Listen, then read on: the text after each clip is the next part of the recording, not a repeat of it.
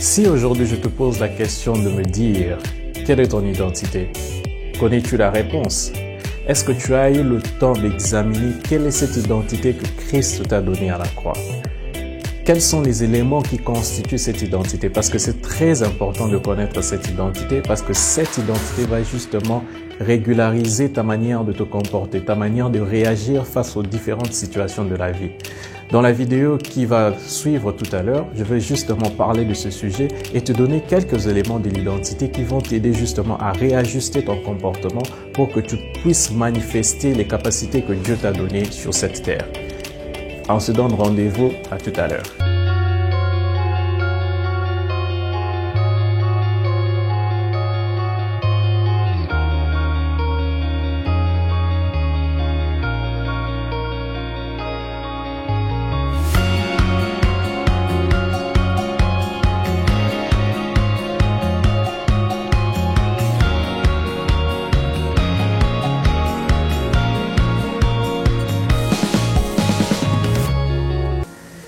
Bienvenue, je suis Carl Basila, je suis l'hôte de cette chaîne et je te souhaite la bienvenue dans cette plateforme.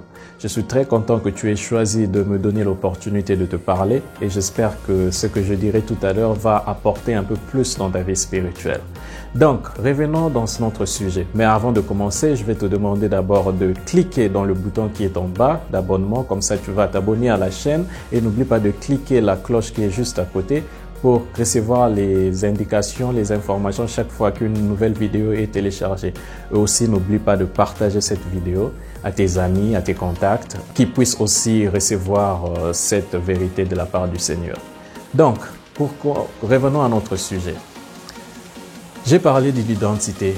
J'ai posé la question tout à l'heure de savoir si tu avais la réponse claire en ce qui concerne ton identité. Et c'est très important justement parce que quand Christ est mort sur la croix, Christ a transféré ses capacités, il a transféré sa nature. Voilà le terme que j'utilise, que je cherchais. Il a transféré sa nature à tous les humains. Et cette nature renferme de caractéristiques. Et ces caractéristiques, il faut les connaître. Parce que quand tu connais ces caractéristiques, c'est ce qui te remet au fait la vérité en place pour t'aider à marcher dans l'autorité que tu possèdes.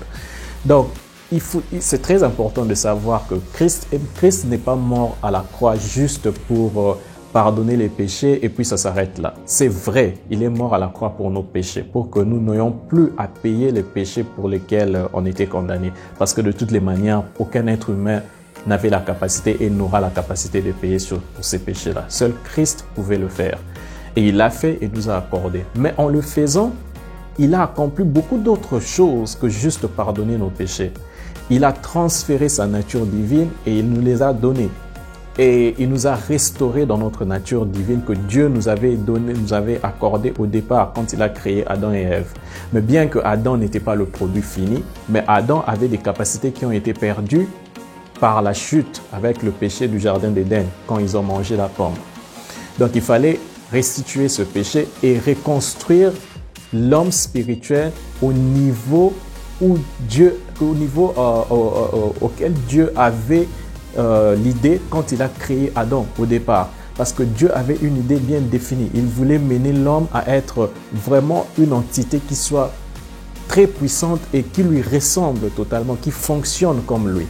Et Jésus-Christ, maintenant, en venant sur la terre, nous a montré quel est cet homme-là, comment l'être humain était censé fonctionner, comment l'être humain est censé évoluer sur la terre, est censé agir sur la terre. C'est ça que Jésus est venu nous montrer.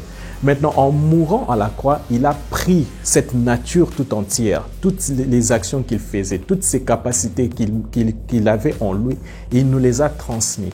Maintenant, il y a différentes catégories. Je vais vous donner, si je dois parler de toutes ces catégories, on ne pourra pas le faire parce que c'est très long et il n'y a pas assez de temps pour parler de tout. Je vais donner juste quelques éléments pour vous aider, pour réajuster au moins quelques aspects de vos vies.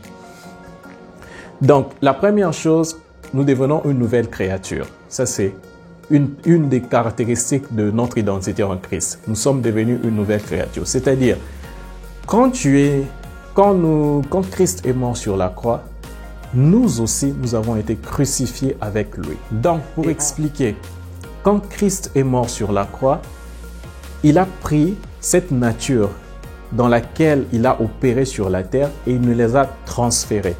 Donc nous aussi, quand nous faisons notre prière du salut, c'est-à-dire nous nous repentons de nos fautes, de nos péchés, de notre vie antérieure et nous acceptons Jésus-Christ comme notre Seigneur et Sauveur, cette nature-là nous est donnée. C'est ce qu'on appelle l'expérience de la nouvelle naissance, c'est-à-dire l'esprit que tu avais, l'esprit qui était destiné à mourir, l'esprit avec lequel tu es né, Dieu le détruit complètement parce que cet esprit a été condamné. Cet esprit doit mourir. Il n'y a pas d'autre solution pour cet esprit que de finir en enfer en fait. Donc pour empêcher que cet esprit finisse en enfer, c'est-à-dire toi, Dieu détruit. Au fait, il te détruit toi parce que tu es esprit. Il te détruit et il crée un autre esprit. Il te recrée. Donc tu deviens une nouvelle créature. Tu es vraiment une nouvelle créature parce que ton esprit a disparu, a totalement disparu. Dieu l'a détruit et il te donne un nouvel esprit. Donc le vrai toi est nouveau, totalement nouveau. Et ce nouvel esprit, il n'a plus de condamnation. Et ce nouvel esprit n'a plus de lien avec les terrestres. Et ce nouvel esprit n'est plus maudit. Ce nouvel esprit est directement associé au Saint-Esprit. Il est directement associé à l'Esprit de Dieu. C'est pour cela, quand tu nais de nouveau, tu as maintenant la capacité de recevoir des informations et des révélations de la part du Saint-Esprit assez facilement. Tu as maintenant la possibilité de recevoir des informations de la part de Dieu directement. C'est ça, au fait, la corrélation avec la nouvelle créature. Et tu es béni parce que la Bible nous dit que Dieu nous a bénis de toutes les bénédictions dans les lieux célestes. Donc, il y a même certaines prières qu'on ne devait plus faire. Par exemple, demander à Dieu de te bénir. Dieu t'a déjà béni. Avec la mort et la résurrection de Christ, Dieu t'a déjà béni. Tu as toutes les bénédictions dont tu as besoin en Christ. Le problème se trouve de comment prendre ces bénédictions du monde spirituel et les ramener dans le monde physique sur la terre. Comment les manifester? C'est là où les gens ont beaucoup de problèmes. Et les gens ignorent cet aspect de leur identité. Parce que quand tu es conscient de cet aspect de ton identité, tu ne vas pas passer du temps, tu ne vas pas perdre du temps à prier pour la bénédiction. Parce que tu es conscient, tu sais que tu es béni. Ce que tu vas demander plutôt au Seigneur, c'est « Seigneur, qu'est-ce que je n'ai pas compris? Qu'est-ce que je dois faire pour que je manifeste, que je vive ces bénédictions-là » C'est dans ce sens-là que tu devras prier. Pas prier, demander « Seigneur, bénis-moi ». Parce qu'il t'a déjà béni, tu as toutes ces bénédictions et en ayant conscience de cette réalité, de cette vérité, tu aurais pu éviter cette prière. Bon, ça c'est juste un aspect de notre identité. À part cela, nous avons Fils de Dieu. Fils de Dieu veut dire quoi? Fils de Dieu, ça veut dire la nature divine, de la même manière Dieu est, de la même manière toi aussi tu es. En tant qu'humain, tu es devenu divin. C'est-à-dire la manière dont Dieu fonctionne. La parole de Dieu est créatrice. Ta parole devient créatrice. Tout ce que tu décrées a le pouvoir de créer. Donc là, maintenant, tu dois savoir comment te comporter. Cet aspect va réajuster ta manière de t'exprimer. Quand tu es conscient de cela, tu réajustes ta manière de t'exprimer. Tu ne vas plus commencer à commérer, à dire des mauvaises choses ou à dire n'importe quoi parce que tu sais que tout ce que tu prononces, comme Dieu, quand Dieu dit une parole, cette parole-là va produire une réalité. Et c'est la même chose. Parce que tu es devenu fils de Dieu, toute parole, j'insiste sur toute parole que tu prononces crée une réalité. Et ça, il faut être conscient de cela. Parce que je vois beaucoup de chrétiens dire n'importe quoi, même maudire leur propre vie en disant « je ne peux pas faire ceci, moi j'ai toujours des problèmes ». Tu ne sais pas qu'en disant ces choses-là, tu es en train de bloquer ta propre vie. Parce que les paroles que tu prononces ont un pouvoir de créer des réalités dans ta vie. Et ça c'est vraiment quelque chose que je vous supplie tous, ne dites plus jamais des mauvaises choses sur vos propres vies. Ne les dites plus jamais parce que vous risquez de devenir les propres agents de destruction de votre propre vie. Ne dites jamais que je ne peux pas faire ceci. J'ai toujours des problèmes. J'ai toujours ceci. Moi, c'est toujours ça. Moi, toutes ces plaintes-là, éliminées. D'ailleurs, si je dois vous rappeler dans la Bible, quand les enfants d'Israël étaient en train de se plaindre quand ils étaient en train de traverser le désert, Dieu les a traités par rapport à leurs plaintes. Donc, ce sont des choses qu'il faut vraiment connaître. Et quand tu connais ton aspect de fils de Dieu, ça réajuste cet aspect de ton comportement. Donc, tu commences maintenant à contrôler ta bouche. Tu donnes ce contrôle-là au Saint-Esprit afin qu'il t'aide. Parce que l'individu normal, être humain, tu ne peux pas. Tu n'as pas ces capacités. C'est avec l'aide du Saint-Esprit que tu pourras contrôler ta bouche. Donc, ça aussi, c'est un aspect. Et tu es maintenant citoyen du royaume de Dieu. Ça aussi, c'est un autre aspect de ton identité. Tu deviens citoyen du royaume de Dieu. Et en étant citoyen du royaume de Dieu, c'est-à-dire tu as un accès au royaume de Dieu. C'est-à-dire que tu n'es plus un habitant de la terre. Tu es maintenant habitant du ciel.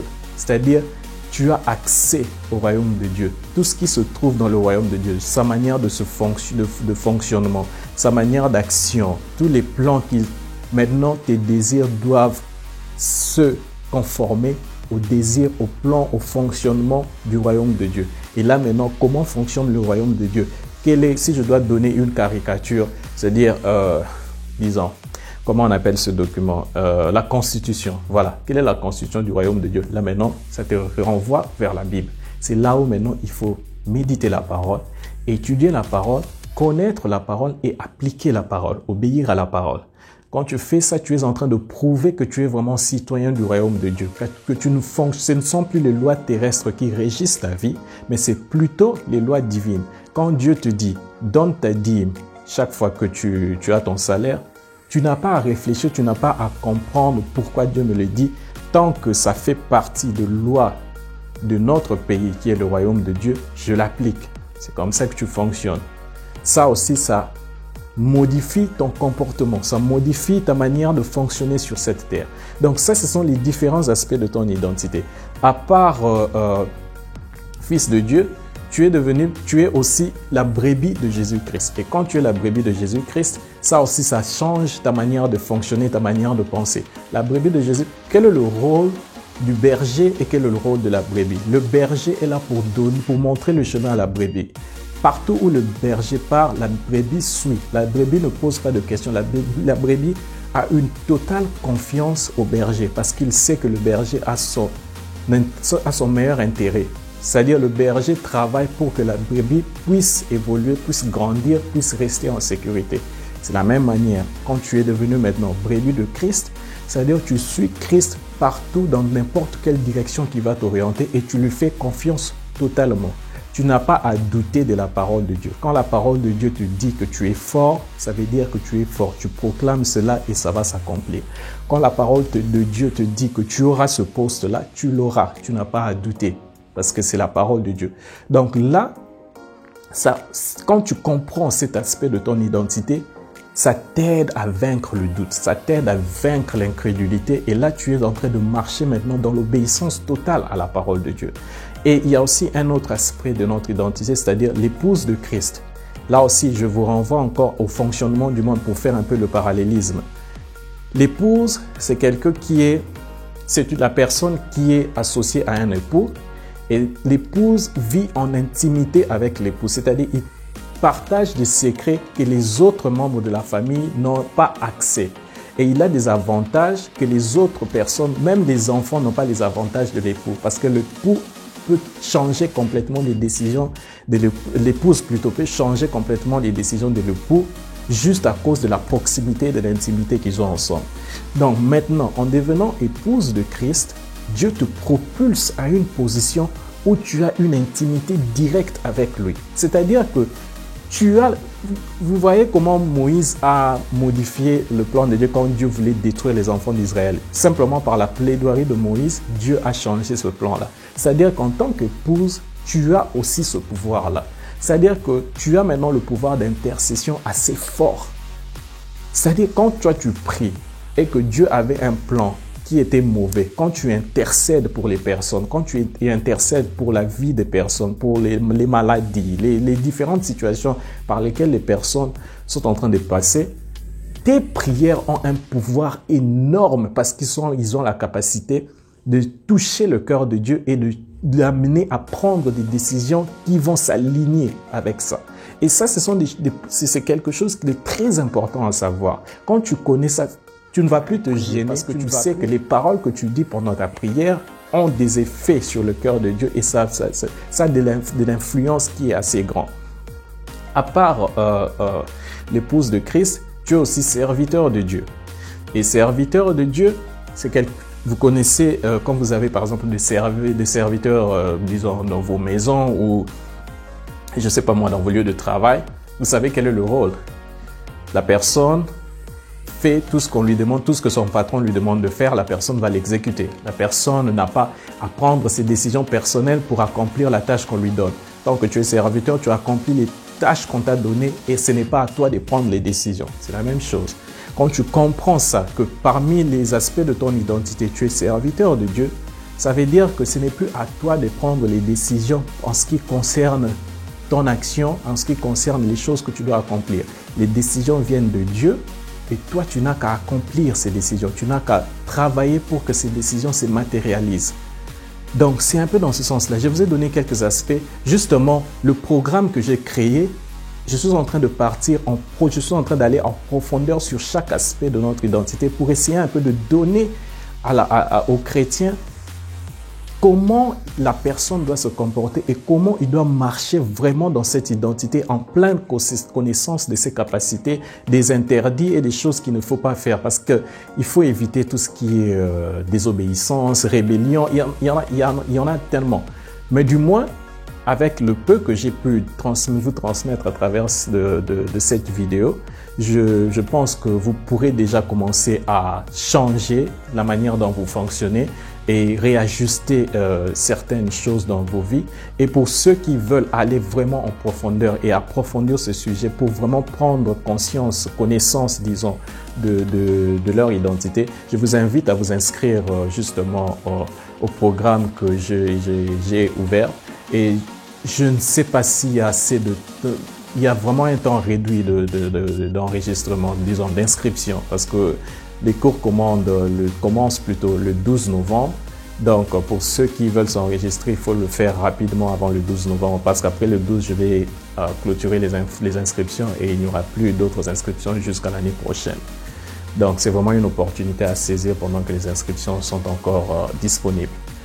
Donc, je vais m'arrêter là pour aujourd'hui et je vous donne rendez-vous pour la prochaine fois. Que Dieu vous garde et vous bénisse. Merci pour votre attention et au revoir.